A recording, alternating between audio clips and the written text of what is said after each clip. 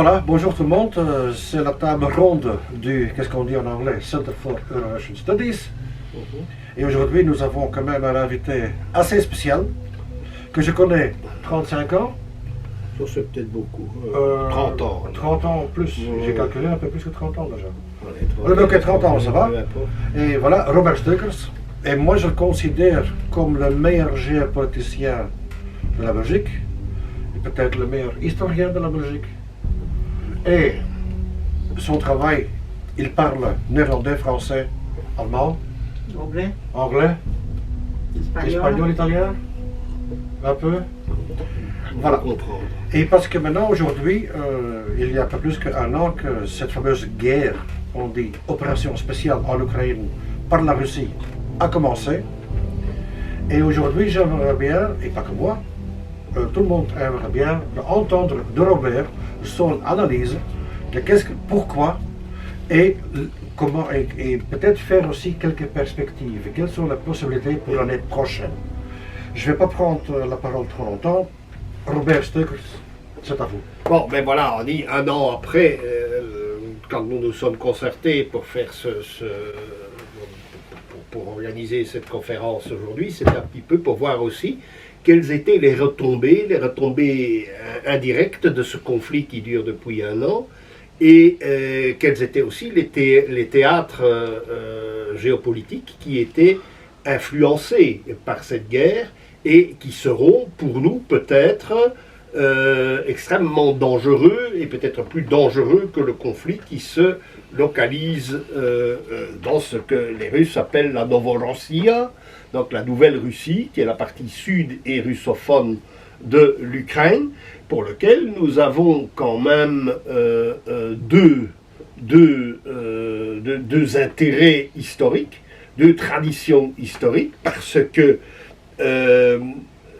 surtout en Wallonie, plus qu'en Flandre, dans la mesure où la conquête de la Novorossiya par les armées russes, qui étaient commandées évidemment par des généraux russes, mais il y avait aussi un hispano-italien de mère irlandaise qui était venu de Naples pour aider les Russes à conquérir notamment Odessa, et qui était le conseiller militaire autrichien qui accompagnait Potiomkin dans la conquête de la Novorossiya, c'était le prince de Ligne, c'est-à-dire le plus grand écrivain wallon autrichien, puisqu'il était feldmarschall de l'armée autrichienne, et un des plus grands écrivains du XVIIIe siècle en langue française d'ailleurs aussi, et il a accompagné Potiomkin dans cette expédition qui a été effectivement victorieuse. Et puis un siècle après, le Donbass dont il est question a été essentiellement organisé par des Liégeois, des Liégeois, d'autres Européens aussi, essentiellement des Allemands et des Britanniques, pour organiser l'industrie des mines dans cette région. On l'appelait la 10e province de la Belgique. Le professeur de Cordier de Gand a écrit un article en néerlandais que je devrais traduire, c'est vrai que je lui ai promis, que je devrais traduire en français pour votre édification. C'est un article très intéressant, et aussi l'industrie d'armement russe. On dit Moisin Nagant en russe, c'est Moisin Nagant, c'est une famille liégeoise qui a fabriqué tous les fusils de l'armée des Tsars et de l'armée soviétique par après d'ailleurs. Petite question, ça a à voir avec la FN d'Herstal, non? Je ne sais pas, c'est une famille qui s'est installée là-bas, oui, effectivement, avec le savoir-faire d'Herstal, ça c'est certain. Et donc ce sont des fusils qui ont équipé énormément l'armée européenne, et notamment les républicains espagnols pendant la guerre civile espagnole. Donc voilà, ça c'est une première remarque, mais le tournant dans cette guerre, d'Ukraine, bien, il y avait des pourparlers entre Poutine et Zelensky qui ont été torpillés par la visite de Johnson. Quand notre ami syrien disait tout à l'heure que les Britanniques étaient je dirais, la partie la plus impliquée dans la politique générale et russophobe de l'Occident aujourd'hui, ce sont bien les Britanniques. Donc quand Johnson rend visite à Zelensky, je ne sais plus si c'était au mois d'avril, mars-avril 2022, à ce moment-là, il a dit « vous ne capitulez pas et vous refusez évidemment les accords de Minsk 1 et 2 ». Je ne vais pas rentrer dans les détails sur tous les aspects de ces accords, enfin de la teneur de ces accords de Minsk, mais pour faire simple, il y avait une solution fédéraliste à l'allemande, avec la création de provinces ou de régions qui auraient reçu une autonomie une assez large autonomie, comme l'ont les Länder allemands ou les régions espagnoles, en fait. Donc il y a des gouvernements, il y a une police particulière, il y a une politique linguistique qui correspond à la langue véritable qui est parlée par le peuple. En fait, les Catalans ont une autonomie qui est bien plus large même que la Flandre, contrairement à ce qu'on croit. Le Pays basque un peu moins, mais enfin tout est en basque, etc. Il y a une solution fédéraliste. Et cette solution fédéraliste a été arrêtée, qui aurait pu apporter une première solution à l'Ukraine. Et alors là, on peut dire que Merkel et Hollande, qui ont signé ces accords de Minsk, ont été particulièrement hypocrites parce qu'ils devaient pertinemment bien savoir que cela n'allait jamais être appliqué. Alors, ils l'ont avoué. Et puis ils l'ont avoué. Ils ont même dit que c'était pour allonger et préparer l'Ukraine contre ce qui allait venir. Oui, c'est-à-dire que pour gagner du temps. Pour gagner du temps, c'est ça. Alors, la deuxième nécessité qui était prévue par les accords de Minsk, c'était évidemment la neutralité de la Finlande, à la mode finlandaise. Donc, la neutralité de la Finlande est une histoire particulièrement intéressante, dans la mesure où le président finlandais de l'époque, je ne me rappelle plus de son nom, mais je me rappelle du deuxième président, celui qui prit sa succession dans la fin des années 50 et qui a gardé le pouvoir jusque dans les années 70, c'était Kekkonen.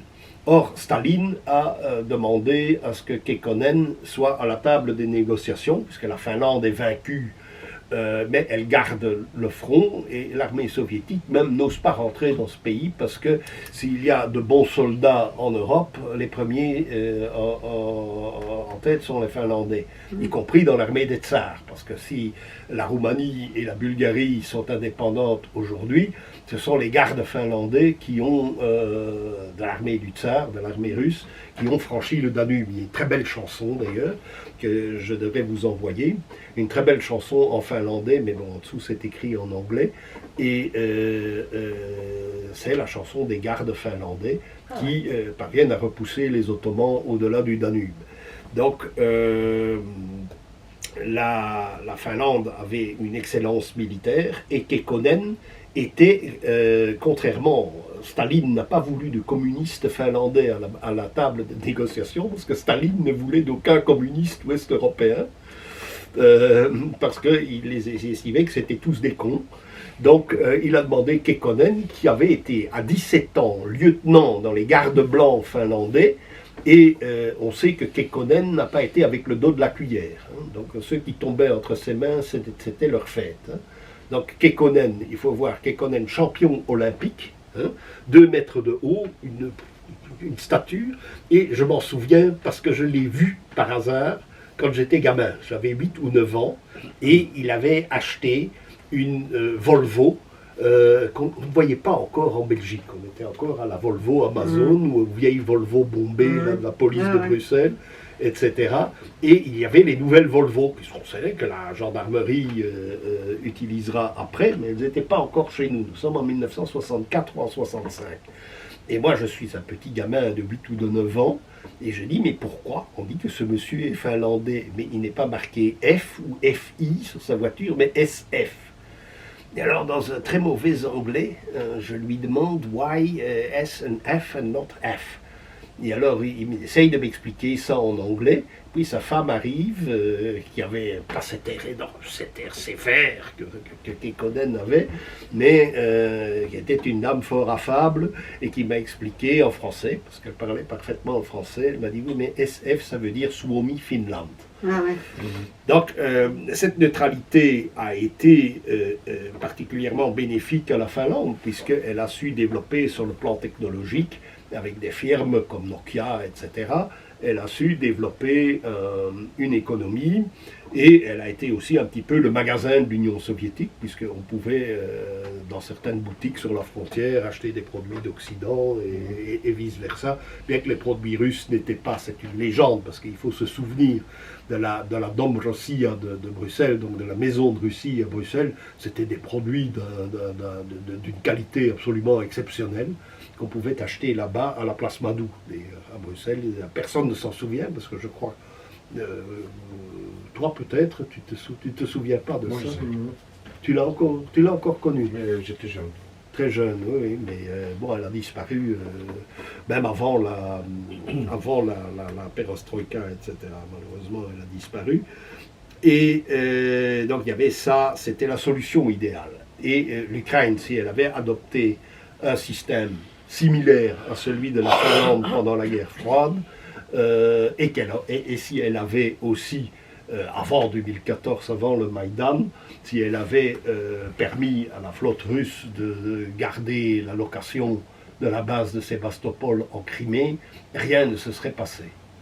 Il n'y aurait pas eu d'immixtion américaine et britannique dans cette région, et tout se serait très bien passé. Donc, le problème est là.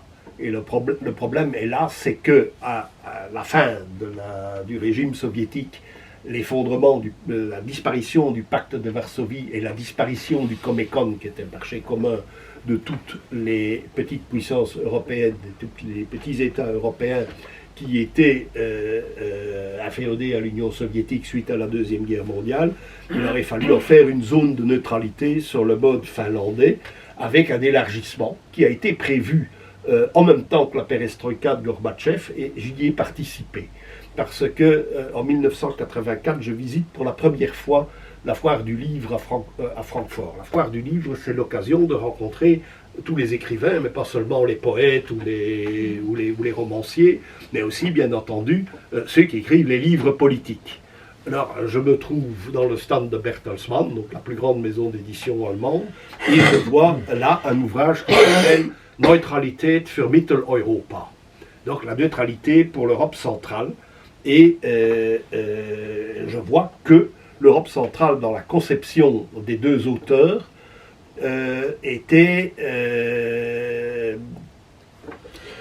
comprenait le Benelux. Alors je me dis, tiens, ça nous intéresse, c'est une manière de nous dégager de l'OTAN à un moment où l'Union soviétique envisage de changer de régime et de s'assouplir, etc. C'est la disparition du système de Yalta. Donc pour nous c'est évidemment excessivement intéressant. Et alors l'employé me dit très gentiment, mais je vais vous appeler l'auteur. Et puis arrive un vieux monsieur, enfin un monsieur âgé, qui a une main coupée, qui a un gant, et il est général, je sais qu'il est général de la Bundeswehr, et il s'appelait Jochen Löser. Et alors je dis, Jochen Löser, bonjour mon général, qui êtes-vous? Il dit, mais voilà, j'ai écrit ce livre parce que je suis peut-être général de l'OTAN, mais je suis pacifiste, mais je suis pour un pacifisme, mais pour une neutralité armée. C'est-à-dire que ce n'était pas évidemment un espèce de gauchiste avec les insignes hippies, etc. Non, c'était un militaire. Oui, Flower Power, c'était pas ça. C'était un général qui savait de quoi il parlait. Et alors, on a sympathisé, on est resté en contact pendant de nombreuses années. Il est décédé aujourd'hui. Et alors, je dis, oui, mais qu'est-ce que... il dit, oui, moi, je suis le dernier officier évacué de Stalingrad. Ouais. Donc, il avait perdu sa main et on l'a poussé à moitié dans un état épouvantable. On l'a poussé dans le dernier avion. Et il dit, c'est comme ça qu'il n'a pas fait partie des officiers des officiers prisonniers, il n'a pas été prisonnier. On l'a envoyé avec sa main coupée en Norvège, parce que là, il n'y avait pas de... Il a terminé la guerre en Norvège. Et il a dit, moi, je sais ce qu'était Stalingrad, je sais ce que c'était cette guerre, et je ne veux pas qu'elle se perpétue, donc je suis contre... dans un livre, il a écrit, et il est étonnamment d'actualité, je ne veux pas que l'on manipule les droits de l'homme pour organiser des guerres, etc. Parce que si on commence comme ça n'en finira jamais. Mais il a été prophète à ce moment-là, donc j'ai vu quelqu'un qui a été prophétique, et c'est diantrement bien argumenté.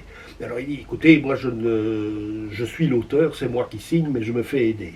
Alors c'est comme ça, vous viendrez chez moi et on rencontrera toutes sortes de gens qui veulent une neutralité pour l'Allemagne également. Alors effectivement, son projet était de neutraliser l'Allemagne, comme Staline l'avait proposé d'ailleurs en 1952, mais sous une forme totalement indépendante. L'Allemagne n'était pas encore réunifiée d'ailleurs, mais aussi les États du Benelux, et alors d'un côté les deux États scandinaves membres de l'OTAN, le Danemark et la Norvège. Et alors la Yougoslavie l'était déjà de facto à sa manière, et il aurait peut-être fallu y inclure la Grèce. Alors avec la Roumanie et la Bulgarie, ça aurait fait des Balkans neutres, et il n'y aurait pas eu les tragédies balkaniques si son plan avait été suivi. Donc nous avons quand même... J'ai eu là affaire à quelqu'un d'absolument exceptionnel, et derrière lui, il y avait des gens de tous les partis politiques allemands. Il y avait des gens de la CDU, et il y en a encore. Aujourd'hui, c'est Willy Wimmer, qui a écrit plusieurs livres d'ailleurs, que je devrais présenter ici, parce qu'ils sont extrêmement intéressants. Et alors, évidemment, chez les socialistes, mais on l'a éliminé, c'était le chancelier Schröder, qui était, lui... le chancelier socialiste qui avait permis la création de la construction de ces deux gazoducs qui amenaient le gaz russe vers le nord de l'Allemagne et qui étaient distribués dans tout le reste de l'Europe. Donc voilà, ça c'était ça. Donc quand je parle des deux gazoducs, j'arrive au deuxième point de cet exposé, c'est la Baltique. Alors on dit, oui, mais la Baltique, ça c'est évidemment un énorme problème qui découle de la guerre russe, la guerre dans le Donbass et la guerre en Novorossia. Pour nous, la Baltique cesse d'être cet espace de neutralité, puisque la Suède et la Finlande étaient neutres.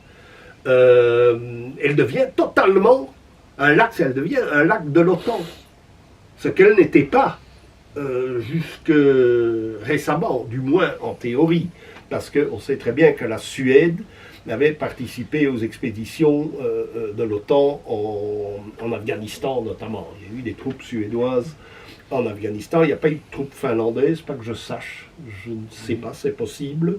Si, il y a eu des troupes finlandaises, mais dans le cadre de l'ONU. Mais c'était déjà évidemment une entorse assez grave à la neutralité que ces pays s'étaient donné pour but. Alors, que dire aussi sur la Baltique? Comment est-ce qu'un tel revirement a été possible? Eh bien, c'est un système que les Américains ont mis au point. Ce sont ce qu'on appelle les Young Global Leaders, donc les jeunes leaders globaux, enfin globalistes ou globalitaires, les mondialistes, et la première ministre de Finlande, Sanna Marin, c'est un young global leader, exactement comme Macron. Et comme De Croo. Et comme De Croo, mais enfin De Croo, je crois que c'est... Et Mathilde. Et Mathilde. Et la présidente de Moldavie, et etc. Quoi. Il y en a toute une série, et je crois que Rutte en Hollande est aussi lié plus ou moins à ce réseau. Mais le Trudeau des Québécois, enfin des Et Canadiens. Trudeau, oui, et Trudeau et Sunak en Grande-Bretagne sont aussi des... Il y en a plein. Donc c'est ça, effectivement, on parlait dans le temps des jésuites ou de la franc-maçonnerie, etc. Tout ça n'a plus évidemment aucun sens. Ce qui est dangereux pour nos pays, tous, autant qu'ils sont en Europe, et même en dehors d'Europe, puisque vous avez cité le Canada, c'est cette formation de leader politique qui se fait aux États-Unis actuellement. Alors, qui dit la Baltique, et là je voudrais nous ramener à notre propre histoire, parce que ça nous implique, ça nous impacte directement, qui dit la Baltique, dit aussi la mer du Nord, puisqu'elle est liée, et la mer du Nord dit l'océan Arctique. Or là, si la Baltique et la mer du Nord sont entièrement à l'OTAN, il y a un tremplin pour aller vers l'Arctique, d'où vient le gaz, parce que le gaz vient de l'océan Arctique, de la péninsule de Yamal. Donc c'est dans cette partie de l'océan Arctique, à l'est de la Finlande, à l'est de la mer Blanche. Là, c'est la grande difficulté de faire aujourd'hui une conférence sur la géopolitique, c'est que les gens ne voient pas très bien où se trouvent tous ces endroits, et j'y reviendrai tout à l'heure, et peut-être qu'on peut prendre la carte qui se trouve dans la pièce à côté. Au mur? Oui. Et on peut Okay, on va pas, okay, on va la prendre tout à l'heure, parce que là, elle est idéale pour expliquer ce que je fais. Okay. Donc, l'Arctique, qui est une zone géopolitique qui a toujours été liée à notre petite façade maritime, mais il ne faut pas oublier que au XVIe siècle, quand on commence à exploiter conjointement et la Baltique et la mer du Nord et l'Atlantique Nord et l'Arctique, les principaux ports, le principal port, c'est Anvers. Et alors, avant, c'était Bruges, et Bruges a joué un rôle clé, évidemment, dans le commerce qui nous venait du Nord. Parce qu'il y a l'Europe du Nord et il y a l'Europe du Sud. L'Europe du Sud, c'est l'œcumène méditerranéen. L'Europe du Nord, c'est l'œcumène qui réunit la mer du Nord et la Baltique et qui va se projeter vers l'océan Arctique déjà à l'époque. Or, à l'époque, nous avons la Russie de Novgorod. Le sud de la Russie a été complètement handicapé par la conquête mongole et puis la conquête tatare, etc. Et il n'y a plus accès à la mer Noire, puisque ce sont les Ottomans qui soutiennent les Tatars qui occupent cette partie.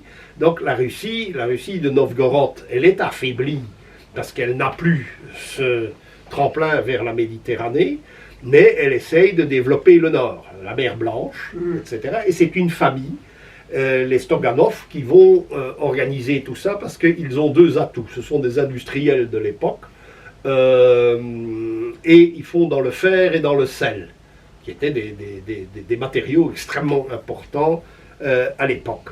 Or, ils vont voir arriver un bon Brabançon, jeune gamin, très jeune, qui à l'âge de 16 ans dit à ses professeurs de géographie à Louvain, on ne sait pas s'il est louvaniste ou s'il est bruxellois. Il s'appelait, l'histoire a retenu son nom Olivier Brunel, mais on sait qu'il s'appelait Brunel, mais les Anglais l'ont appelé Brunel. Et Brunel a dit, oui, mais il faut ouvrir à l'océan Arctique. Il avait des connaissances géographiques, très jeune, il avait 16 ans, et il s'engage sur des bateaux anversois. Mais alors, il y a la guerre des religions ici, où effectivement, les catholiques sont du côté du roi d'Espagne, et les calvinistes et les protestants sont côté hollandais, et la Hollande émerge, alors que c'était un territoire absolument perdu et infertile. Ça, c'est à quelle époque un peu au XVIe siècle. Au 16e. Donc nous sommes en 1520, 1530, à partir du moment où le protestantisme se développe dans nos régions. Bon, alors Brunel, lui, il s'en fout de la religion, c'est un géographe, très jeune, un étudiant en géographie, et il s'engage sur des bateaux, et il va explorer la mer Blanche, il entre en contact avec cette famille des Stoganov, et il crée le commerce entre les Pays-Bas. Et puis il y a la scission, il s'engage, il est une fois chez les catholiques, une fois chez les calvinistes, et alors il lui arrive un grand malheur, mais en même temps quelque chose d'essentiel pour sa formation. Les Anglais voient d'un très mauvais œil cet individu qui est quand même un catholique brabançon, venir faire du commerce dans la mer Blanche qui était réservée aux marchands anglais. Et alors, il faut emprisonner Brunel par le tsar, qui reste, je crois, 7 ans en prison et qui apprend parfaitement le russe. Et puis après, les Stroganov disent mais non, il faut libérer cet homme, il a de bonnes idées. Et puis finalement, il organise une expédition. Et c'est le premier Européen qui va aller au-delà de l'Oural, dans l'océan Arctique, et il va disparaître dans une expédition. Alors là, le tsar qui entre-temps, sous l'impulsion des Anglais, conquiert toute la Volga jusqu'à la Caspienne, se dit il faut y aller par la terre, par la mer, c'est gelé, c'est trop difficile, on n'a pas les équipements maritimes adéquats, on va louer les Cosaques ukrainiens, ce qui est assez comique. Ils vendent 3 Non, ils vendent 4 déjà. Dont la garde était d'ailleurs recrutée en Scandinavie et en Allemagne. Ils n'avaient pas confiance. Donc, ils ont envoyé les Cosaques, et les Cosaques ont commencé la conquête de la Sibérie. Donc, cette impulsion est donnée à la fois par certains marchands anglais pour aller en direction de la Volga, parce que ces marchands anglais, mais aussi des Allemands du Schleswig-Holstein, veulent reconstituer le commerce des Vikings par la Volga, la mer Caspienne jusqu'en Perse, et de là en Inde. Donc, ici, toute la problématique, et on va la retrouver aujourd'hui, et je vais l'expliquer avec tout ce qui se passe dans le Caucase, etc. Les Anglais veulent déjà aller vers les Indes, etc., mais à travers une Russie qui leur serait inféodée. Les Allemands, en revanche, veulent, à travers la Baltique, passer dans les pays baltes, vers la Volga également et vers la Perse. Il y a une expédition impériale autrichienne, enfin Charles Quint, etc., qui se fait à la même époque, mais elle n'aura malheureusement pas de suivi. Donc dans mon livre, j'explique quels étaient ces Allemands qui vont vouloir découvrir la Russie, organiser son commerce par le nord. Alors que les Espagnols et les Portugais, eux, entament un commerce, bien sûr, avec l'Amérique latine. Et pourquoi il y a même, ce qui est très intéressant, c'est que l'un de ces Allemands dit oui, mais il faut absolument éviter une guerre entre la Pologne et la Russie. Parce qu'il faut arriver, il faut qu'ils unissent tous leurs forces contre l'Empire ottoman pour avoir la mer Noire. Donc nous avons déjà cette problématique, et nous avons là, à ce moment-là, des diplomates européens de premier ordre qui disent « Ah non, il ne faut pas cette guerre ». Donc c'est tout à fait le contraire de nos dirigeants d'aujourd'hui, qui évidemment sont des ignorants et des imbéciles, qui ne connaissent rien à l'histoire et qui ne vont pas ouvrir un livre d'histoire pour voir quels étaient les atouts positifs qui existaient à l'époque. Je pourrais parler des heures sur cette découverte de la Russie par les Européens, c'est dans mon livre. J'ai fait une conférence à Louvain, mais par vidéo sur ce sujet. Donc ça s'est repoursuivi au XVIIe siècle, au XVIIIe siècle avec un philosophe dont on se rappelle parce qu'il était mathématicien, c'était Leibniz, le calcul infinitésimal. C'est Leibniz qui va créer tout le système universitaire russe, puisque l'Allemagne a été ruinée. Elle a énormément de jeunes professeurs qui n'ont plus d'université parce que les Français ont brûlé les universités dans le sud de l'Allemagne. Donc tout le Palatinat, tout ça a été ravagé. Heidelberg a été incendié par les troupes de Louis XIV et ils n'ont pas eu les moyens de reconstruire. Donc tous ces professeurs sont là et vont se transplanter en Russie. Et vont créer tout l'univers universitaire russe pendant tout le XVIIIe siècle. Et au XIXe siècle, ce sera l'industrie. Donc tout ça est expliqué là-dedans, mais tout ça part évidemment de l'initiative de ce gamin qui était Olivier Brunel. Donc à notre façade maritime. Et aujourd'hui, qu'est-ce qu'on voit? C'est que évidemment les Chinois et déjà à l'époque soviétique, la politique russe a été de créer tout un système de brise-glace, et même de brise-glace atomique, de brise-glace nucléaire, pour ouvrir la voie commerciale par l'Arctique.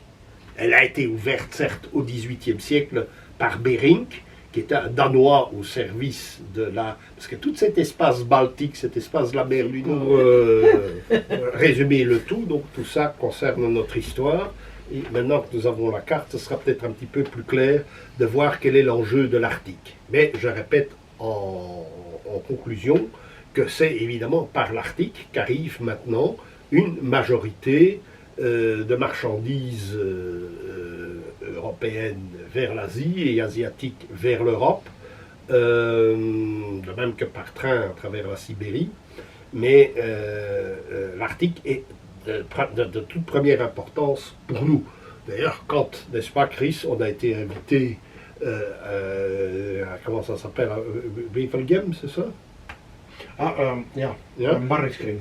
Oui, le Marnixkrings, c'est parce que les gens ont parfaitement conscience, évidemment, en Flandre, que c'est une artère vitale pour nous. Or, l'OTAN va essayer de la bloquer. Donc, le but des Américains est de bloquer à la fois les communications par terre et les communications par l'Arctique, et aussi les communications, et ça j'y reviendrai tout à l'heure, quand on parlera un petit peu des phénomènes générés par ce conflit entre l'Ukraine et la Russie, parce qu'ils savent pertinemment bien, évidemment, que ça a été l'axe essentiel de la victoire contre l'axe allemand, enfin l'axe dominé par l'Allemagne pendant la Seconde Guerre mondiale. Or, les Russes souhaitent utiliser ces voies à leur profit et au profit, évidemment, d'un commerce eurasien, puisque là, on va sortir le mot qui est cher à Dugin, c'est le commerce eurasien. Ils savent très bien que si ce commerce fonctionne, eh bien, tout fonctionne à merveille en Europe. Et c'est ça qu'il faut éviter, parce que ce n'est pas la Russie qui est la première visée, c'est l'Europe. On verra tout à l'heure, et on passe au troisième point, qui est évidemment le sabotage des deux gazoducs, Nord Stream 1 et 2. Donc on n'a pas saboté le tout nouveau Nord Stream 2, mais on a saboté les deux. Hein. Donc ça veut dire qu'il n'y a plus rien qui passe, il n'y a plus rien qui peut passer dans une mer Baltique qui est désormais entièrement au niveau de l'OTAN. Et alors, ce qui est très révélateur dans le sabotage de ces deux gazoducs, c'est que le gouvernement allemand ne dit rien et prouve par là même qu'il est évidemment un théâtre de marionnettes et pas un gouvernement responsable et souverain. Et ils passent où exactement les Nord Stream? On les voit sur la carte? Non, là on ne les voit pas, mais on peut dire ils passent en ligne droite d'ici, entre le golfe de Finlande, ici, et puis il arrive directement en Allemagne. Ah, ben donc oui, on voit la place quand même. Et il a été saboté à peu près ici. Ah oui. Hein? Et alors évidemment il y a tout un jeu médiatique qui est évident. On dit ah oui mais c'est un groupe d'extrémistes ukrainiens, et puis après ça sera je ne sais pas quoi. Mais un groupe de petits saboteurs Désolé, ne peut pas lancer une opération pareille, coordonnée pareille. Il faut un État, il faut une armée puissante pour pouvoir faire ce genre de choses dans le plus grand secret.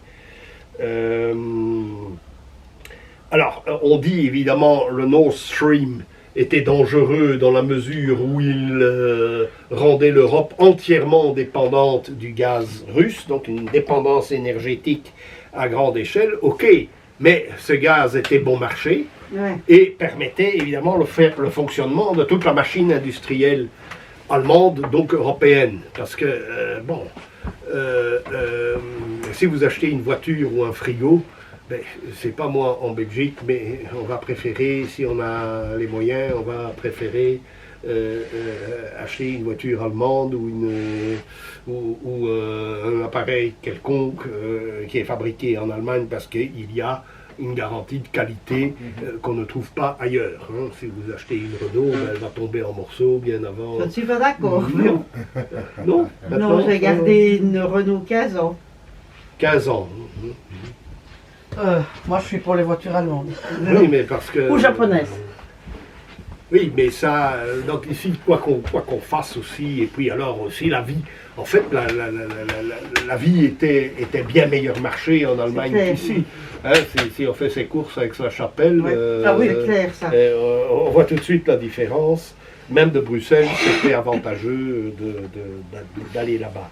Alors, on voit aussi, comme je disais, la caste politique allemande qui est actuellement au pouvoir est totalement inféodée aux États-Unis, donc elle ne garantit pas la souveraineté du pays. Et on voit que la plupart des politiciens ont été éliminés au cours de ces années, notamment Schröder. Donc Schröder, qui a été le chancelier avant Merkel, est celui qui a lancé cette initiative des deux gazoducs, qui était d'ailleurs l'un des administrateurs principaux de la société qui les gérait, et il a été éliminé, il a failli être chassé de son parti. Ah oui, carrément. Ah oui, il y a une cabale qui a fait qu'il a... Comme ils ont aussi éliminé Kohl avant pour faire passer Merkel, évidemment. Ah oui. Kohl a été éliminé ensuite de, soi-disant, un scandale de corruption. Ouais. C'était pas vraiment le gars qui était corrompu. Ils trouvent toujours ce qu'il faut pour quand ils veulent les sortir. Et alors, notre ami Jean Parvoulesco, qui est peut-être pas... qu'on a pris pour un fou pendant longtemps, ben Jean Parvoulesco avait écrit un article en disant « Attention, ils vont éliminer Kohl ». La cabale de Kohl, il avait dit, et ça tout s'est avéré parfaitement exact. Ce monsieur Jean, c'est le monsieur qui a écrit dans le livre là, hein, c'est ça? Non, c'est pas... C'est possible, oui. Il a écrit... il a pas... Ardon? Non, Non, je confonds avec non, il est mort déjà en 2010, hein, Ah. mais il a c'est un de ses derniers articles d'ailleurs. Ça, je dois avoir, je les ai tous édités, donc je dois les avoir encore tous dans ma cave pour ceux qui veulent les collectionner. Alors, mais si on nous dit qu'on est dépendant de ce gaz qui permet de faire fonctionner de manière optimale l'industrie allemande, si on est dépendant du GNL américain, du gaz de schiste américain, qu'on appelle GNL ou LNG, ça dépend, eh bien il est très cher, la machine ne peut pas tourner de la même manière, et que se passe-t-il? Et ça c'est ce qu'on constate, l'effet premier du sabotage de Nord Stream 1 et de Nord Stream 2, c'est que les grandes firmes européennes vont aux États-Unis, puisqu'il y a le Inflation Reduction Act que Biden a fait passer en août dernier, fait en sorte que eh bien, une industrie européenne peut fonctionner de manière bon marché, comme c'était le cas avant le sabotage ou avant les sanctions. Elles peuvent fonctionner aux États-Unis, donc elles s'installent aux États-Unis, et c'est le cas de Volkswagen. Volkswagen est en train, j'ai traduit un article, je ne sais plus de quelle langue j'ai traduit ça d'ailleurs, il y en a un de l'italien et un autre de je ne sais plus quelle langue. Récemment, les grandes firmes européennes vont vers les États-Unis et on parle de la désertification industrielle de l'Europe à l'heure actuelle. Et c'est ce qu'avait dit aussi, je crois, au mois de juin dernier, quelqu'un qui a aussi un rapport lointain avec la Belgique, la princesse de Tour et Taxis, enfin de Tourntassis, comme on dit. Elle a déclaré ça en disant, ben oui, ils ont voulu pastoraliser l'Allemagne après la Seconde Guerre mondiale, et bien maintenant ils le font par les sanctions. Et le sabotage n'avait pas encore eu lieu, mais elle l'avait prévu, c'est le plan Morgenthau 2.0. Et c'est ce qui est effectivement en train de se passer. Donc ces interviews, je les avais traduites au mois de juin, ils sont à votre disposition en français, en néerlandais, en allemand, c'était la langue originale, et en espagnol. Bien, alors, quatrièmement, l'enjeu, c'est l'Allemagne qui est visée en premier lieu. Alors, qu'est-ce qui reste, évidemment, sur la scène politique? Sur la scène politique, eh bien, on n'a que deux forces politiques qui s'insurgent contre la féodation totale de la République fédérale à l'OTAN et au système occidental. c'est d'une part l'AfD à droite, qui prend des positions très courageuses. Donc les traductions, vous les avez au fil des semaines. Et Sarah Wagenknecht pour Die Linke. Donc Die Linke veut aussi mettre Sarah Wagenknecht à la porte, puisqu'elle est pour une politique de neutralité en Allemagne, mais il constate que si on la met à la porte, le parti est réduit à 1 ou 2% des votants, puisque les électeurs vont la suivre, elle. Elle et son mari, Oscar Lafontaine. Donc vous avez aussi, si vous voulez, tous les jours, chaque fois qu'il y a un interview de Lafontaine ou de Sarah Wagenknecht, ils sont traduits. Est-ce que c'est pas de l'ex-Allemagne de l'Est, lui? Lafontaine, non. Lafontaine et de Sarre, en fait c'est un Lorrain francophone, mais qui a opté quelque part, sa famille a opté quelque part pour l'Allemagne. Par socialisme, parce qu'il faut savoir que ce ne sont pas nécessairement les nationalistes qui ont opté pour l'Allemagne, les nationalistes allemands d'Alsace ou de Lorraine, mais les socialistes aussi, puisqu'il y avait un système un système de sécurité sociale, etc., qui avait été créé par Bismarck à la fin du 19e siècle et qui était extrêmement performant. Et que les Lorrains ne voulaient pas abandonner. Alors, on peut espérer qu'à terme un nouveau paysage politique se crée en Allemagne avec l'AfD qui remplacerait les démocrates chrétiens qui vont totalement à la dérive, comme ça a été le cas en Belgique et en Flandre, en Wallonie aussi avec le PSC qui est devenu le CDH, qui est devenu les insurgés. C'est à la limite, c'est tragique-comique, mais c'est plus comique que tragique. Et c'est le cas depuis Merkel. Il y a, je ne dirais pas un effondrement, mais il y a, on sait que ce parti n'arrangera rien. Donc il serait bon qu'il soit remplacé par l'AfD et le nouveau parti de Wagenknecht remplacerait le Parti socialiste, qui lui, avec Olaf Scholz, a aussi montré, avec l'éviction de Schröder, a montré qu'il était incapable de faire face aux problèmes réels qu'affronte la société allemande et la société européenne en général. Incapable ou volontaire? Oui, volontaire. Est-ce qu'on peut les faire chanter Tous. Ils vont. Oui, mais j'ai pas toussé là. Et alors, il faut se rappeler aussi à ce sujet, c'est un livre que j'ai présenté sur une petite vidéo, une vidéo du Palestinien Gilbert Dawet. C'était un livre qui est paru il y a 3-4 ans en Allemagne et qui s'intitule tout simplement 1979.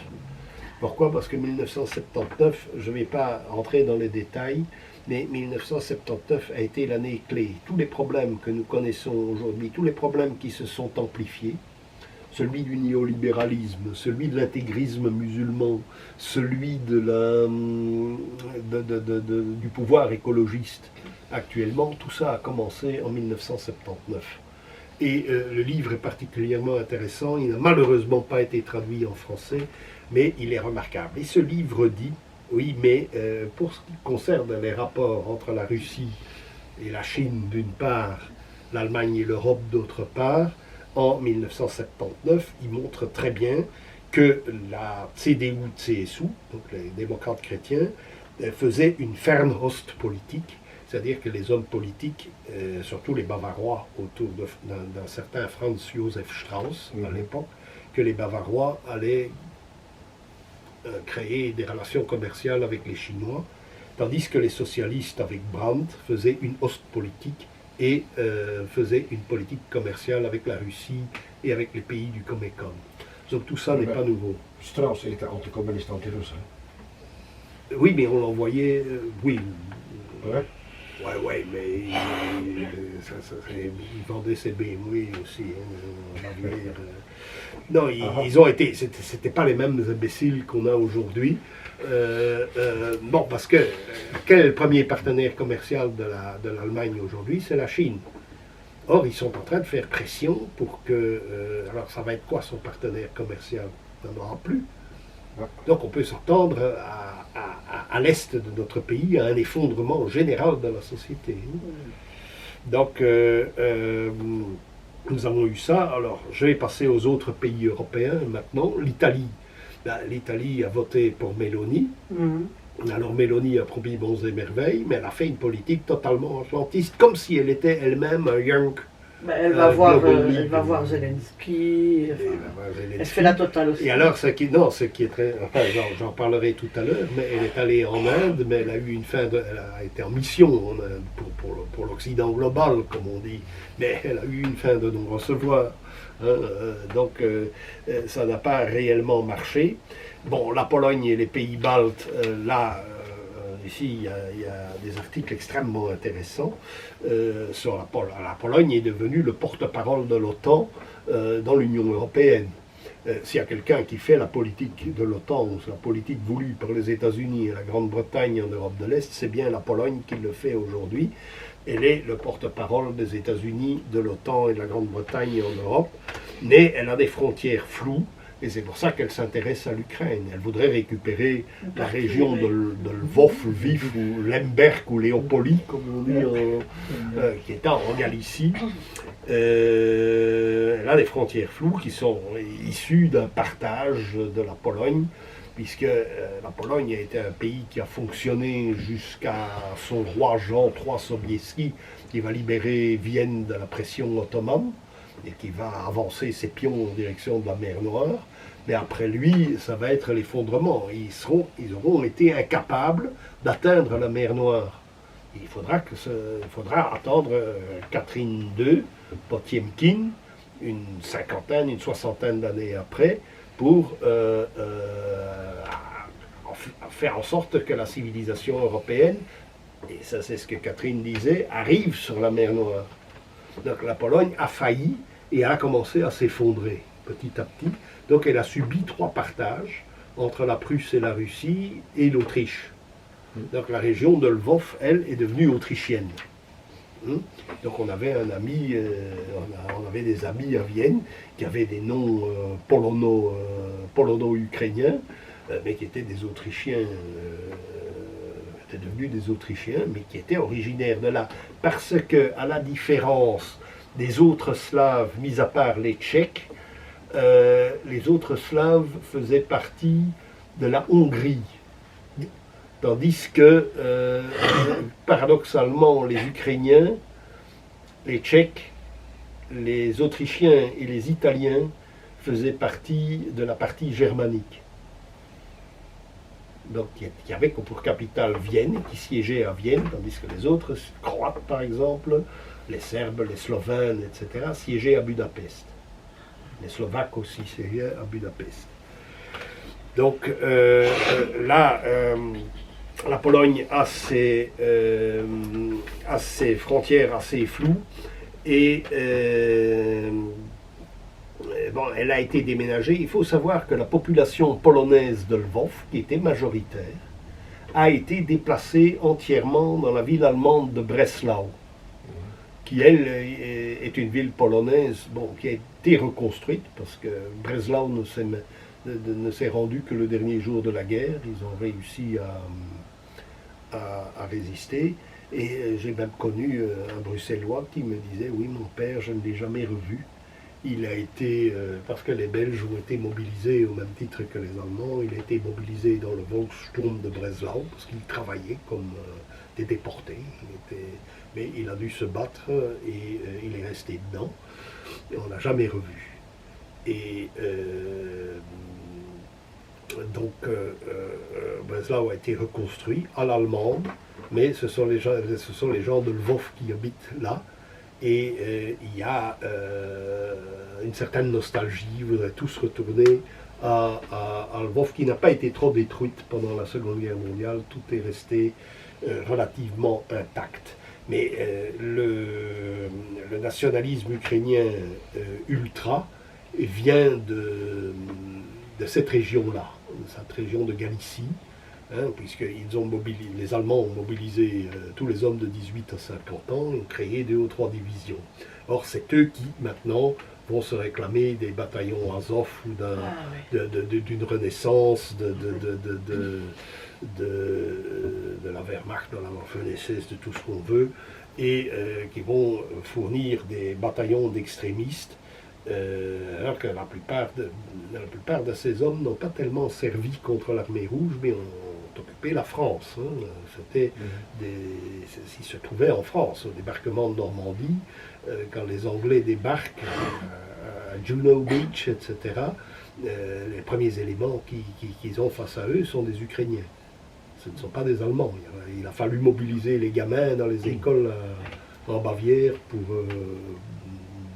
pour amener ça sur le front, ce qui était une folie sans nom.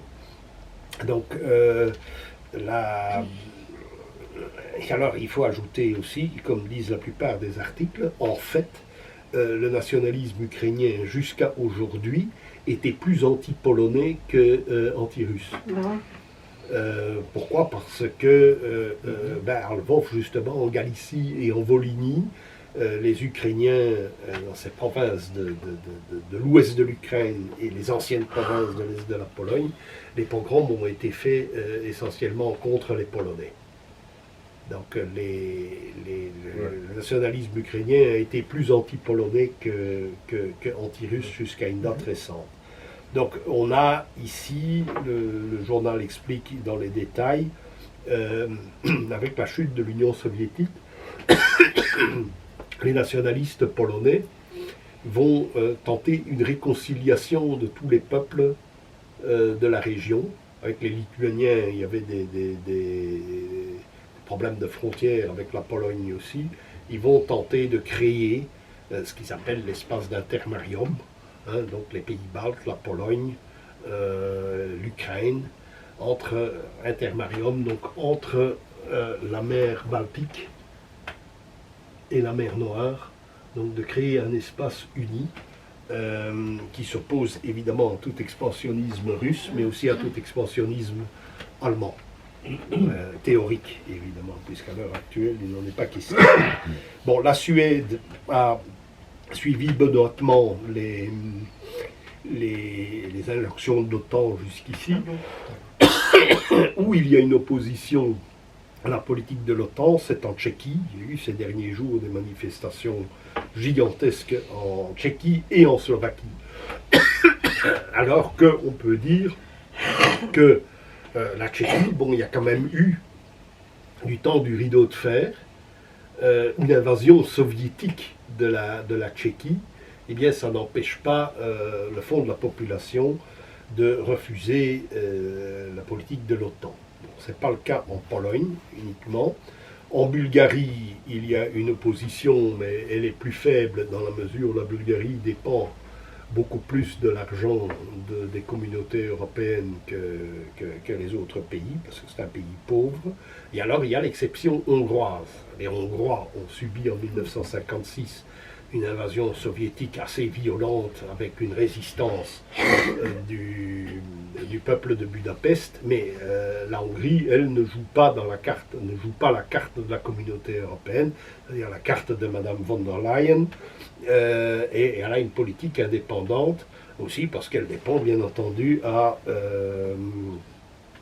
100% du gaz venu des gisements russes. C'est le cas de la Pologne aussi, mais que se passe-t-il? Ils essayent d'avoir du gaz norvégien par un gazoduc qui va être perpendiculaire à l'ancien Nord Stream 1 et Nord Stream 2.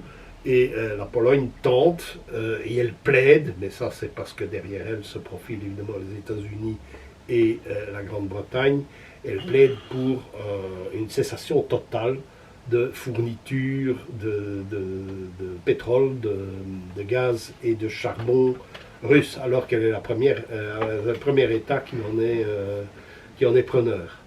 Donc là, il y a quelque chose, il y a une contradiction. On voit évidemment que le discours de l'OTAN ne correspond pas du tout à des réalités concrètes qui existent effectivement dans les pays. Robert, j'aurais une question, parce qu'on parle de la Hongrie. Et moi, je fais maintenant une liaison entre deux points. 56, les soviétiques rentrent dedans. La chose qu'il y a, on est d'accord que chaque révolution, les mauvaises, les bonnes, ont des fonds, une base, ont des raisons. Hein? Quand tout va bien, les gens ne font pas la révolution. Là, je suis d'accord.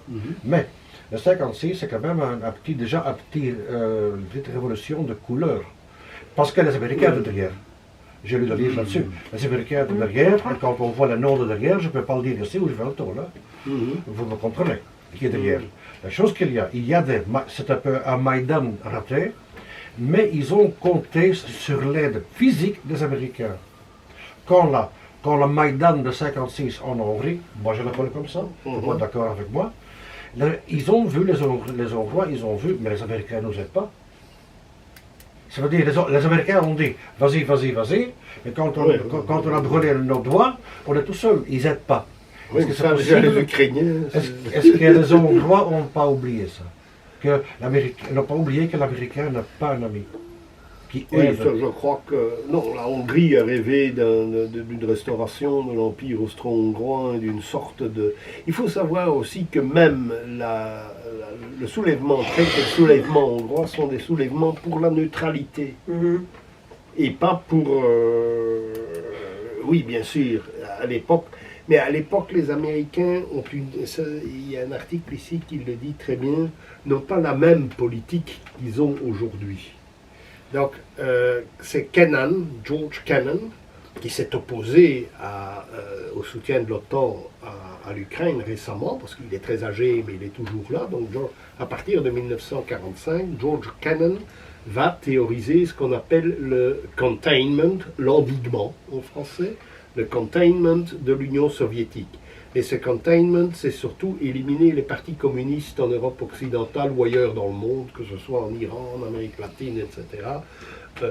C'est le containment, mais pas le rollback. Le rollback, c'est de repousser par une intervention militaire ou par une guerre chaude. Et l'affaire de l'Ukraine, c'est un rollback, et l'inclusion de tous ces États que j'aurais espéré dans les années 80 qu'ils devinssent neutres, c'est un rollback en fait, puisque c'est une conquête de territoire, alors qu'on avait promis, l'Occident avait promis de ne pas inclure la Pologne, la Hongrie, la Tchécoslovaquie, la Bulgarie, etc., la Roumanie, dans l'OTAN, a fortiori les pays baltes. La promesse n'a pas été tenue. Donc elle est un rollback, puisqu'il y a une avancée territoriale. Kennan ne prévoyait pas une avancée territoriale. Kennan suivait John Mackinder, Alfred Mackinder, non? Oui, mais Mackinder, tu peux... Oui, mais tu peux utiliser Mackinder dans la manière, dans l'endiguement ou le rollback. Hein, ça varie. Et c'est quoi la position actuelle en ce moment en Roumanie alors? En Roumanie, je n'ai pas eu vraiment le temps de lire l'article. La Roumanie, il y a plusieurs tendances. Il y a ceux qui veulent aussi, bien sûr, une espèce de réunion avec la Moldavie, qui est roumanophone.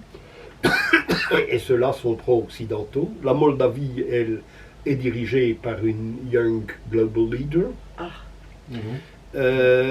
Il y a toute une discussion. Il y a évidemment des neutralistes. Alors il y a aussi, il faut savoir que c'est un pays qui est entièrement orthodoxe. Donc là, il y a aussi une solidarité orthodoxe qui joue.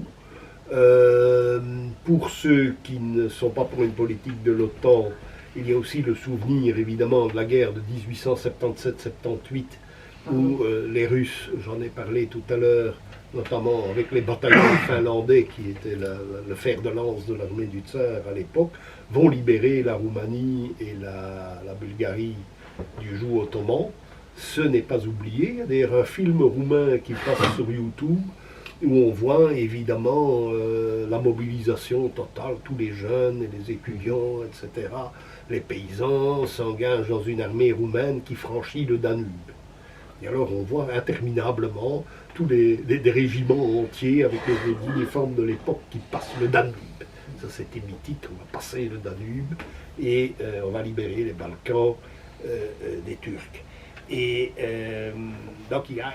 Alors, Robert, tu as dit aussi que les Romains parlent très bien français, Les Roumains, oui. Les Roumains, les Moldaviens, en Moldavie aussi. En Moldavie aussi, puisque Parce que- tu as cette vidéo avec Oui. l'ancien ministre qui a été, l'ancien premier ministre qui a été limogé, là, Yuri Roshka. Oui. Il y a une vidéo, je peux vous l'envoyer, c'était bien fait. Avec Yuri Roshka, je parle avec lui en russe, magnifique, Ah oui. et je parle avec lui en Oui, français. mais- En français. Oui, et en anglais, il parle aussi. Anglais aussi. Et le Moldave, ils ont une langue propre. Non, c'est du roumain, mais, Oui. mais Ah la oui. Roumanie, il y a la Valachie dans le sud. Ça, c'est Bucarest, c'est en Valachie. C'est comme Il y a la nous. Moldavie, il y a des la accents Transylvanie, différents. probablement, oui. Mais je ne sais pas si beaucoup de Roumains parlent français quand même, parce que je connais quelqu'un De moins en moins. qui habite maintenant, donc c'est un Français qui est avec une Roumaine et qui habite, allez, la ville maintenant, je ne sais plus, Bucarest. Bucarest. Et d'après ce que je sais, il n'y a pas tellement de gens qui parlent français. Pour ces conversations, Ben oui. attention. hein. Mais je sais, mais je le connais personnellement, mais oui. Mais en dehors de ça, d'après lui, il n'y a pas. Oui, mais ça, c'est le pas. Maintenant, c'est tout anglais. Hein. Oui. Dans le temps, quand on rencontrait un Hongrois, j'ai rencontré des Hongrois en tournée notamment, c'était l'allemand. Ah oui. Et maintenant, c'est l'anglais. Ah, Ah ouais, d'accord. Les Polonais, même chose. Les Russes aussi, finalement.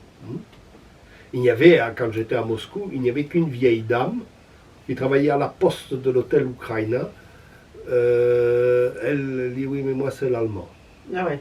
Ah ouais. Et c'était une dame plus âgée. Ah ouais. Mais sinon, Donc c'était il y a l'anglais. des périodes comme ça où on parle plus une langue étrangère qu'une autre. Ah, mais l'anglais, ils ont. Chouette. Évidemment, Lecture. quand tu vois, Ah, moi qui ai donné cours pendant des années Gift. d'anglais et de néerlandais, en néerlandais même en Belgique, pour trouver des manuels corrects, attrayants, etc., il n'y a pratiquement rien. Je dois faire moi-même. La difficulté du néerlandais pour le francophone, c'est la syntaxe. Donc il faut faire 3 pages sur la syntaxe. Moi, je faisais 3 pages, alors là, les types pigeaient. Ah ouais. Hein. Pourquoi tu dis, enfin je dis tu, hein. Mais oui, Pourquoi mais tu dis attention avec quoi ça, non? Oui, mais Ah oui, ça, mais non, faut- donc il coupera. Hein. Ah, Tu vas couper tout ça. Oui, il va couper puisqu'on est occupé là. Non, ik pak toch maar, ik ga dat snijden. Hè. Dat komt Oui, wel. non. Ah, il tourne Ouais, pas, mais encore. qu'est-ce qu'il fout? Oui, il tourne, mais, Ah, mais je regarde. Quand on parle de géopolitique, il dit oui, mais ça c'est de la merde. Oui, non, mais il est complètement à côté de la plaque pour le moment. Hein. C'est payé par Poutine et je ne sais pas Oui, tout oui, quoi. oui, oui, mais Alors, il faut faire de la biopolitique. Qu'on La laisse un mot biopolitique, dans c'est les des histoires Ah. sur les races. Alors quand tu vois sa tête, alors, qui il dit va ça faire des races. Oui. Qui dit Mais non, mais il est italien. Conversano. Hein? Conversano. Moitié italien. Ah, Conversano, oui. Qui a D'Algérie. reçu sur sa Non, gueule non, de... non, non. Oui, non, ça non, si, non, par, non, non, non, non, à non, restaurant, là. non, non, Oui. ça Avec je raison. peux te garantir que non. Pour dépouille, il est. Voilà. Mais il n'est pas d'Algérie. Ah, mais moi je connais une dame dépouille, elle ressemble à un viking. Oui, oui, mais non. Mais ceci dit, je l'ai bien connu parce qu'on était anti-immigration de masse. Oui, Donc ça, je l'ai rencontré et Je tout. lui ai dit Mais oui. à l'heure actuelle, je ne le suis plus du tout. Je suis plus Oui, du mais tout bon. d'accord. Et donc, en dernier, on vient d'évoquer la Hongrie. Le dernier pays qu'il faudrait évoquer, c'est la Suisse. La Suisse qui a commis, je dirais, pas mal d'entorses à son principe de neutralité, qui est peut-être le plus bétonné de toute l'Europe. Malgré tout, la semaine dernière, elle a détruit les missiles qui était en fin de carrière militaire, je dirais, qui devait être remplacé. Ce qui doit être remplacé est généralement envoyé en Ukraine par les armées occidentales, et bien la Suisse les a détruits. Elle ne les a une pas bonne chose. envoyés. Donc elle a repris son principe de neutralité, sans doute parce que la population le souhaite. Bien, alors maintenant passons à la dernière partie de cet exposé qui est que se passe-t-il? Quels sont les impacts hors d'Europe de la guerre russo-ukrainienne? D'abord, il faut savoir que la chose la plus importante, et qui est peut-être un des enjeux de la guerre vue par les anglo-saxons, c'est qu'il y a le NSTS, le corridor économique nord-sud, le corridor de transport économique nord-sud, qui devait partir de l'Inde par le golfe Persique, le chemin de fer transiranien, la Caspienne, le chemin de fer du Caucase, enfin par le chemin de fer iranien et le chemin de fer caucasien, plus de manière maritime par le Caucase et la Volga pour arriver justement à la mer Baltique et à la mer Blanche, donc dans l'Arctique et dans la Baltique. Ça nous concerne donc directement, puisque l'espace Baltique et l'espace Arctique est lié au port de nos régions et à Hambourg. Les événements du Caucase, les tentatives de déstabilisation du Caucase sont liées à ce transport, de même que la Volga, regardez ici, la Volga coule ici et le Don là, et à un certain moment, la boucle permet évidemment d'aller dans les deux sens de manière maritime, et c'est par ce chemin-là, y compris l'arrivée dans la mer Blanche des convois. Il y a une revue d'ailleurs hollandaise d'histoire qui vient de sortir un numéro sur l'histoire des convois de l'Atlantique à la mer Blanche, avec des illustrations qui sont totalement inédites. Il est encore en kiosque, hein, de Atlantische Konvoien. Il est encore en kiosque, et donc il est à la gare du Midi, entre autres, aujourd'hui. Et ça a été évidemment la voie qui a permis de fournir du matériel à l'armée rouge pendant la Seconde Guerre mondiale. Donc tout le monde sait, tant les anglo-saxons que les Russes savent que c'était absolument important. Et la bataille de Stalingrad a été cruciale parce que si Stalingrad tombait aux mains de l'Axe, la route était coupée. Hein? Donc on sait que ça c'est très important. C'est en train d'être reconstitué, mais non pas dans une perspective de guerre, mais dans une perspective équivalente à celle des Chinois avec leur route de la soie. Mais ici c'est une initiative qui est indienne et russe, et pas une initiative chinoise. Et ça reprend une idée du prédécesseur intellectuel de Poutine, qui a été Primakov. Et Primakov parlait du triangle Russie-Inde-Chine. Donc la Russie va jouer sur les deux tableaux pour ne pas dépendre entièrement de la Chine et ne pas dépendre entièrement de l'Inde. Donc nous avons ici une des retombées, ou un des éléments qu'il convient de retenir dans la guerre russo-ukrainienne, c'est la contestation par les puissances maritimes anglo-saxonnes de ces voies terrestres de communication. Donc il faut savoir que de tout temps, les anglo-saxons se sont opposés à la constitution de voies terrestres, que ce soit des chemins de fer ou des canaux ou l'exploitation des fleuves existants. Donc, par exemple, quand la France a fait le canal du Midi, qui rejoint en fait Bordeaux à Montpellier, je dirais, enfin à la Méditerranée, les Anglais n'étaient pas contents parce que ça a relativisé Gibraltar. Quand au début de la guerre, la Hongrie acceptait les plans allemands et roumains d'exploiter le Danube, ça a déplu aux anglo-saxons.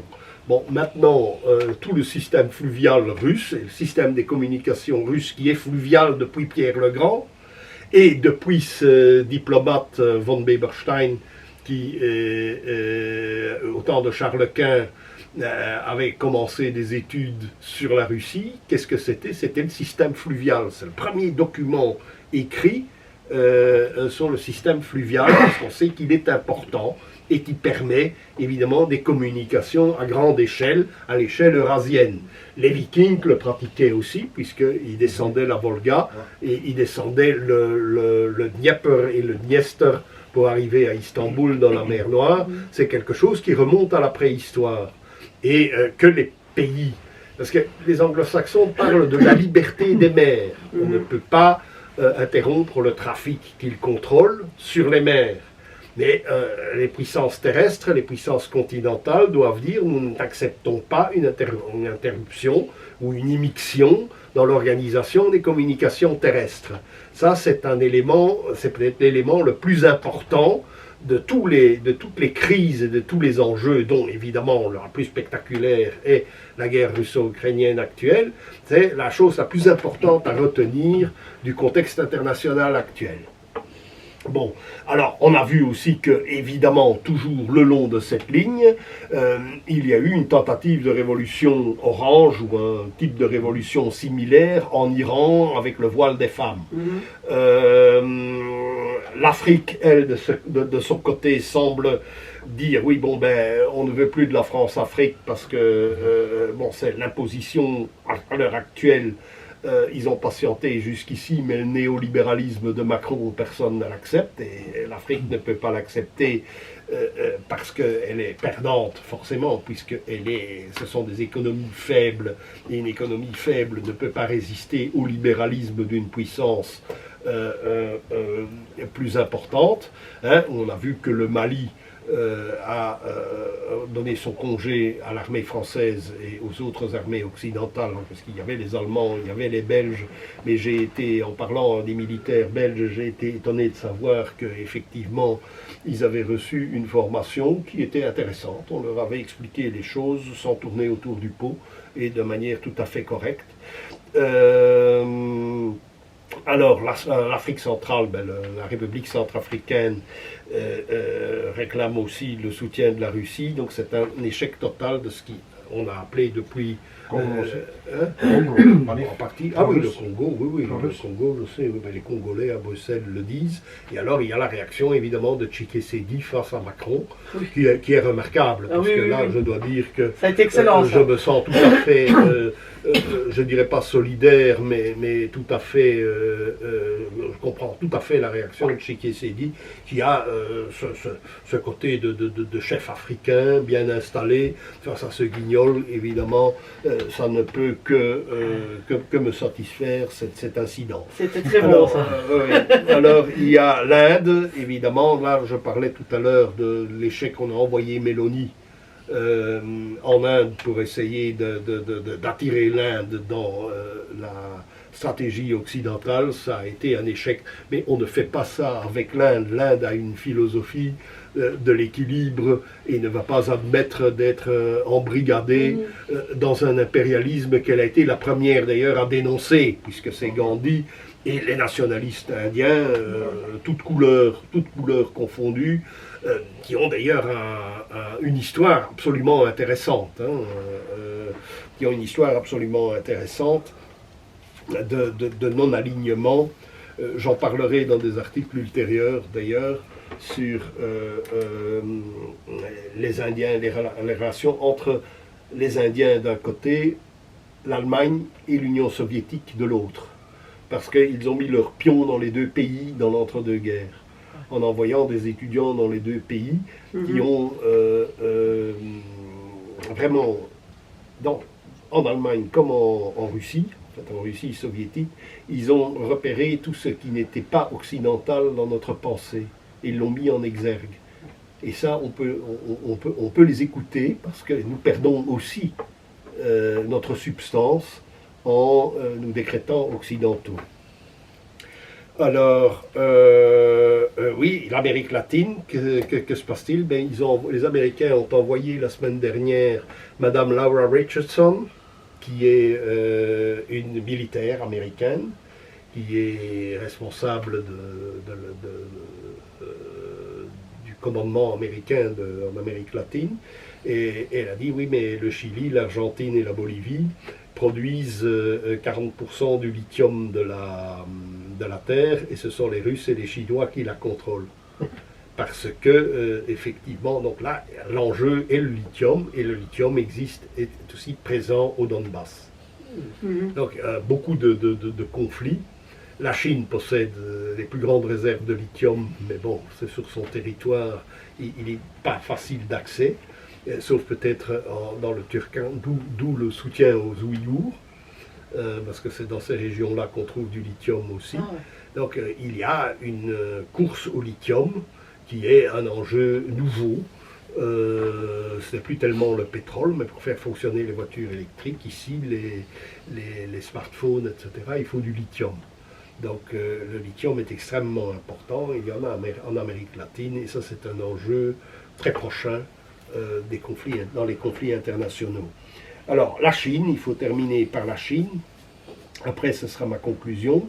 La Chine a fait des propositions de paix, a fait 12. Ce ne sont pas vraiment des propositions de paix, ce sont des bases. Parce que le chinois raisonne en disant il faut d'abord s'accorder sur les bases.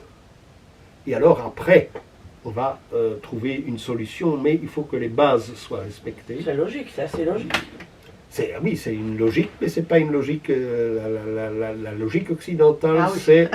c'est la négociation pour le contrat, comme si c'était un commerce. Ah ouais. Ce sont les idées américaines de Locke, etc. Ça date du XVIIIe siècle, mais il n'y a pas de base.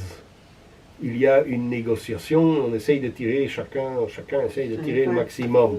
Non, ici, il faut avoir un plan. Donc, on dit le système occidental, c'est le système des échecs. On tue le roi à la fin de la partie.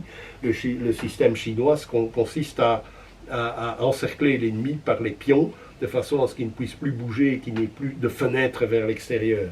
Donc, je ne sais pas si les Chinois vont réussir ce jeu-là, mais bon, c'est leur façon de fonctionner. Alors, le deuxième front qui risque de s'ouvrir, on le sait, c'est celui de Taïwan. Oui. A une chose qui est différente quand même, c'est que Taïwan était gouverné au début de son existence par le Kuomintang, c'est-à-dire le parti nationaliste chinois de Chiang Kai-shek. Mais le Kuomintang n'est plus au pouvoir. C'est pour ça que les Américains essayent de créer la confrontation, une nouvelle confrontation entre Taïwan et la Chine. Mais le Kuomintang ne joue pas dans ce jeu-là. Or, il a quand même encore une importance capitale. Pourquoi? Parce que dans l'entre-deux-guerres, les communistes et le Kuomintang se sont certes entretués, mais ils avaient des projets qui étaient similaires. Donc, il faut savoir que le Kuomintang chinois s'inspirait d'un écrivain qu'on s'empresse d'oublier, c'est Friedrich List. Qui était Friedrich List? Friedrich List était un économiste allemand né à la fin du XVIIIe siècle et qui a été extrêmement actif pendant toute la première moitié du XIXe siècle et qui est le créateur de la puissance allemande, de la puissance belge et de la puissance américaine. Donc il avait, en tant que Prussien, il avait la double nationalité, parce qu'il avait vécu longtemps aux États-Unis. Il avait la nationalité américaine et il a été appelé par Léopold Ier qui était désespéré parce qu'il n'y avait pas d'unité dans les Pays-Bas du Sud. Il y avait une disparité. Alors qu'est-ce qu'il a dit? Vous creusez un canal ABC, Anvers, Bruxelles, Charleroi, et toute la métallurgie aura une ouverture sur la mer. Et puis vous creusez le canal du centre. C'est lui qui a... Et puis le canal Albert, mais là, il a fallu un siècle avant de le réaliser. Donc il a dit, c'est ça, et ça fera fonctionner la Belgique. Et quand le ministre-président flamand, comment s'appelait-il, Van den Brandt est allé parler, il a été invité dans une école de Charleroi, et alors il a fait un laïus sur le séparatisme, le confédéralisme, tout ce qu'on veut. Il a dit, oui, mais la Belgique, c'est le canal ABC, a dit un élève. Et il avait raison. C'était l'idée que List avait donnée à Léopold Ier. Alors, en Allemagne, même chose, il a préconisé le creusement de canaux, parce que tous les fleuves allemands sont parallèles, donc il n'y a pas d'unité possible dans la plaine de l'Allemagne du Nord, mais il faut réaliser des canaux. Le premier à l'avoir dit, c'est le peintre Rubens, parce qu'on dit Rubens c'est un peintre, non, c'était le ministre des Affaires étrangères du roi d'Espagne dans les Pays-Bas, mais qui siégeait. Il siégeait certes à Bruxelles, aux États généraux de Bruxelles. Le vrai peintre? Ah oui, c'est un diplomate. Ah, comme quoi on apprend tous les jours. Et il siégeait au Reichstag du Saint-Empire romain, de la nation germanique. Donc il l'a préconisé aussi. De Boekhoven de Bergijk, qui va œuvrer dans nos pays ici, le comte de Boekhoven de Bergijk, va œuvrer dans notre pays, mais à un moment qui est très pénible, c'est la guerre de succession d'Espagne. Nous sommes espagnols, et l'Espagne est divisée par une querelle qui ne correspond pas du tout au clivage actuel. C'est-à-dire, il y a les Borbones, donc les partisans de Bourbon, ceux qui veulent que le roi soit le petit-fils de Louis XIV, et les Austriacos, ceux qui veulent que les Habsbourg, on ne dit pas Habsbourg est imprononçable pour un espagnol, donc on dit les Autrichiens, les Austriacos. Et les Austriacos ont leurs partisans en Espagne, il y a une guerre civile. Et les Austriacos sont surtout les Catalans. Ah ouais. Donc c'est le contraire un petit peu d'aujourd'hui. Donc la droite légitimiste est en Catalogne, alors que la Catalogne est de gauche aujourd'hui. Donc tous ces critères sont très très variables. Nous sommes divisés. Il y a deux partis aussi. Ceux qui disent oui bon les Espagnols mais ils sont ruinés. Et alors il dit ben oui les Habsbourg on est dans le Reich, c'est plus facile. Mais il faut savoir que la garde royale devait être composée de gens recrutés dans nos régions, en Espagne, jusqu'en 1823. La moitié de la garde d'élite était recrutée, on appelait ça les gardes wallonnes, mais ce n'était pas nécessairement, il y avait le régiment Amsterdam, c'était des Hollandais catholiques, et le régiment Amberes, c'est-à-dire le régiment d'Anvers, le régiment de Bruges, le régiment de Bruxelles, le régiment bien sûr de Namur, de Luxembourg et du Hainaut. Il y avait, tous ces régiments étaient là, il y avait des compagnies, et c'était les troupes d'élite donc s'il y a Ceuta et Melilla au Maroc, ce sont les gardes wallonnes d'Amsterdam qui l'ont conquis et les gardes wallonnes d'Anvers. Hein, donc c'est eux qui ont conquis Ceuta et Melilla dans le nord du Maroc. Et ça a duré jusqu'en 1823. Quand l'Espagne n'a plus eu l'argent du Mexique pour payer des troupes étrangères. Donc, et les gentilshommes, donc la noblesse allait servir de préférence là-bas parce que c'était plus gai, on était au soleil, on était en vacances perpétuelles. Et il y avait des volontaires qui affluaient et ils ont même ouvert un bureau à Liège qui n'était pas espagnol, qui était principautaire, mais ils avaient jusqu'à 600 volontaires par an. Donc chaque année, 600 volontaires partaient, et les types signaient jusqu'à ce qu'ils étaient plus valides. Donc, et à ce moment-là, les traités ont décidé que nous redevenions autrichiens. Et alors, évidemment, une partie des troupes sont parties au service de l'Autriche et ont pris Belgrade, notamment. Donc les toutes premières troupes en 1718 ont pris Belgrade, c'était des Hutois. Mais ils ont chargé désespérés contre le camp des Turcs, parce qu'ils avaient la peste. Alors, il y a autant mourir tout de suite. Et il n'y a que 30 soldats sur le régiment de 800 hommes qui sont revenus avec les drapeaux du sultan, qui ont été dans la cathédrale d'Huy, mais enfin ils sont tombés en décomposition depuis, ils n'y sont plus. J'ai rencontré la conservatrice, ils n'y sont plus. Donc ça c'était une rétrospective historique, avec laquelle je vais terminer. Donc sur l'Espagne, pour savoir qui nous sommes, parce que les deux garçons que j'ai eu au téléphone tout à l'heure, surtout Jean-François, m'a demandé, il faut absolument qu'on fasse des éléments d'histoire de Belgique, parce que on est tous à la remorque des Français, ça ne va plus.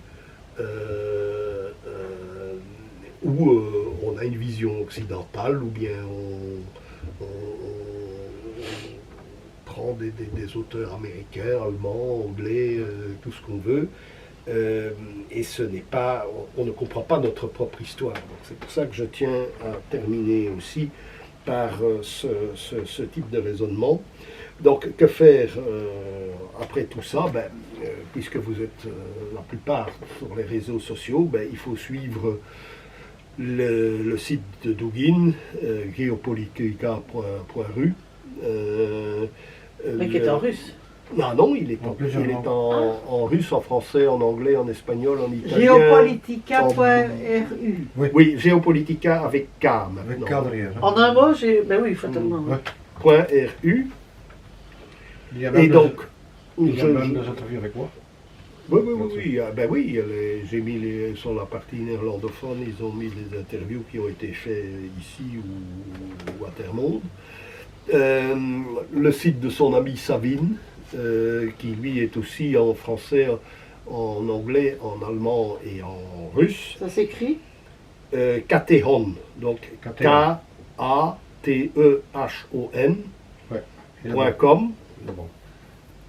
K-T-H. Attends. Non, K-A-A. K-A-T-E. T-E-H-O-I. N.com. K-T-E-N. Et alors, c'est repris par un réseau qui, lui, a l'étiquette de gauche, mais qui est très intéressant parce qu'il est extrêmement actif, et ils reprennent certains de nos textes, ce qui est étonnant, ouais. mais ils les reprennent en citant les sources, etc. Donc, ce qui permet, en cliquant, d'aller sur notre propre site.